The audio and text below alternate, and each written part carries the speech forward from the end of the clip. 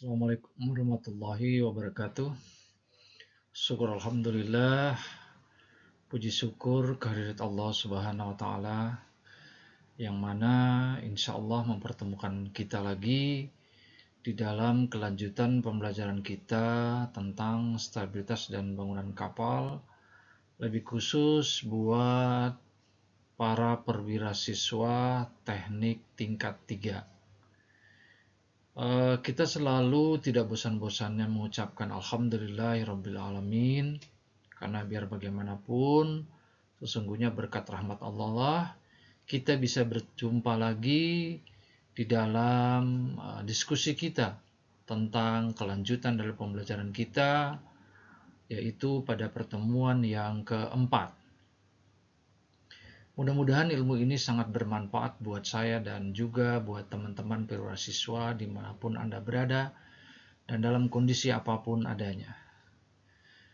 Baik, pada pertemuan kita yang keempat ini, kita akan berbicara tentang initial stability kapal atau inisial stabilitas kapal itu sendiri.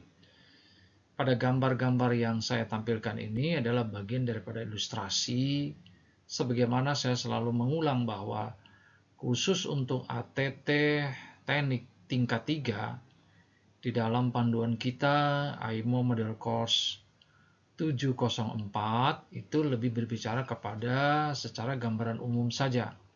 Walaupun juga tanpa dipungkiri juga perlu kita sebagai perwira teknik juga mengetahuinya. Nah, ketika kita berbicara tentang inisial stabilitas, maka kita akan mengacu kepada yang namanya definisi. Perlu para perwira siswa dimanapun berada dalam kondisi apapun, secara definisi, initial stability adalah kemampuan kapal untuk mengembalikan posisi setelah terkena gangguan oleh gaya dari luar, seperti angin atau gelombang laut. Hal ini sangat penting untuk menjaga keamanan dan keseimbangan kapal di perairan. Sebagaimana pada gambar dan ilustrasi yang ada ini, kita melihat bahwa kapal itu ketika dia melakukan suatu perjalanan, maka dia pasti mengalami yang namanya gangguan. Khususnya gangguan dari luar, seperti angin, gelombang laut, dan arus. Nah, ini juga harus kita sadari dengan benar bahwa kapal itu tentu akan mengalami yang namanya goyangan, akan mengalami yang namanya kemiringan. Hal ini juga akan berpengaruh terhadap keseimbangan suatu kapal karena pengaruh tadi. Tapi perlu diingat bahwa bisa saja kapal kembali kepada posisi semula. Faktor-faktor yang mempengaruhi initial stability itu ada 3 poin. Yang pertama adalah bentuk lambung kapal. Yang kedua, pusat gravitasi kapal. Yang ketiga, bobot dan distribusi muatan di atas kapal. Ketiga hal ini sangat penting di dalam mempengaruhi initial stability kapal itu sendiri, karena ini bagian dari hal yang terpenting. Yang pertama adalah bentuk lambung kapal. 1. Bentuk lambung kapal dapat mempengaruhi initial stability. Yang kedua, kapal dengan lebar maksimum di tengah umumnya memiliki initial stabilitas atau stability yang lebih baik. Yang ketiga, contoh, kapal dengan desain katamaran atau trimaran memiliki initial stability yang lebih baik dibandingkan dengan kapal dengan desain monohull. Perlu kita ketahui bahwa kapal yang memiliki lambung yang lebar atau memiliki lambung yang besar itu akan berpengaruh terhadap inisial stabilitasnya akan lebih baik. Nah, perlu juga para perwira siswa mengetahui bahwa desain kapal itu juga sangat berpengaruh. Ada yang namanya desain katamaran, yang kalau kita lihat itu biasanya tengahnya berlobang itu. Dia kayak ada rongganya di situ. Ada juga yang trimaran. Kadang-kadang kalau kapal-kapal cepat yang terbuat dari aluminium itu biasanya dia juga memiliki kondisi desain yang trimaran. Artinya sepertinya lambungnya itu seperti tiga begitu. Padahal sebenarnya tidak. Nah, kesemuanya itu demi untuk mencapai keamanan sebuah desain kapal itu sendiri. Karena akan lebih baik nanti ke depannya. Yang kedua adalah setelah kita membahas tentang lambung kapal, kita juga tidak pernah lepas yang namanya pusat gravitasi kapal. Yang pertama, pusat gravitasi kapal berhubungan dengan distribusi muatan dan bobot kapal. Yang kedua, semakin rendah pusat gravitasi, semakin baik initial stability. Contohnya adalah saat mengangkut muatan, penting untuk memperhatikan penempatan muatan agar tidak bergeser, agar tidak menggeser pusat gravitasi kapal secara signifikan. Perlu sangat disadari bahwa hubungan pengaturan muatan itu juga sangat mempengaruhi gravitasi kapal. Karena pengaturan muatan dan bobot kapal ini pada intinya nanti akan membuat apakah kapal ini akan bagus pusat gravitasinya atau tidak. Dalam gambar ini kita lihat ada beberapa ilustrasi tentang bagaimana pusat gravitasi kapal itu bekerja secara maksimal. Selanjutnya adalah bobot dan distribusi muatan di atas kapal. Sebagaimana saya katakan di awal-awal bahwa pada prinsipnya kebanyakan kapal itu dibuat untuk mengangkut sebuah muatan. Nah, sehingga muatan ini juga sangat berpengaruh terhadap kapal secara umum. Yang nomor satu adalah bobot total kapal dan distribusi muatan di atas kapal berpengaruh pada initial stability. Yang kedua, distribusi muatan yang tidak seimbang dapat mengurangi initial stability.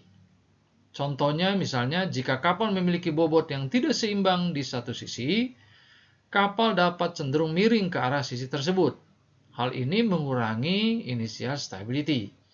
Nah, oleh karena itu, seperti kapal kontainer, seperti kapal LNG, seperti kapal bulk carrier, seperti kapal general cargo, kesemuanya ini adalah memiliki muatan yang harus ditata sedemikian baik, diatur sedemikian baik, agar kapal tidak mengalami yang namanya perubahan inisial stabilitas. Karena hal ini juga akan berpengaruh dalam suatu perjalanan. Apakah kapal itu nanti akan miring, ataukah kapal itu nanti akan berjalan dengan baik, kesemuanya tergantung dari bagaimana mengatur muatan dan distribusi muatan pada palka atau tangki yang telah ditentukan sesuai dengan standar operasional pengangkutan dan pengaturan muatan itu sendiri. Pada gambar ini kita melihat bahwa ada titik M, ada titik G, ada titik B. Pada goyangan selanjutnya, kapal akan terpengaruh oleh gaya-gaya dari luar. Seperti makin besarnya ombak, makin kencangnya angin, makin kuatnya arus akan mempengaruhi goyangan suatu kapal. Semakin besar gelombang, maka semakin besar pula lah goyangan yang terjadi terhadap kapal ketika dia melakukan suatu perjalanan atau pelayaran. Perhitungan initial stability secara gambar menurun adalah satu, initial stability dapat dihitung menggunakan parameter seperti metacentric height dalam kurung GM atau area under the curve. Yang kedua adalah metacentric height menggambarkan jarak antara pusat gravitasi kapal dan metacenter yang menentukan kestabilan suatu kapal.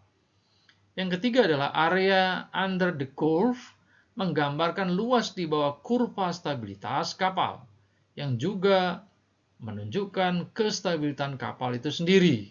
Bila kita melihat pada gambar ini, ada saat di mana dia tegak, ada di saat di mana dia mengalami yang goyangan. Hal ini juga berpengaruh terhadap penentuan titik-titik yang ada pada pusat stabilitas itu sendiri. Contoh inisial stabilitas pada kapal.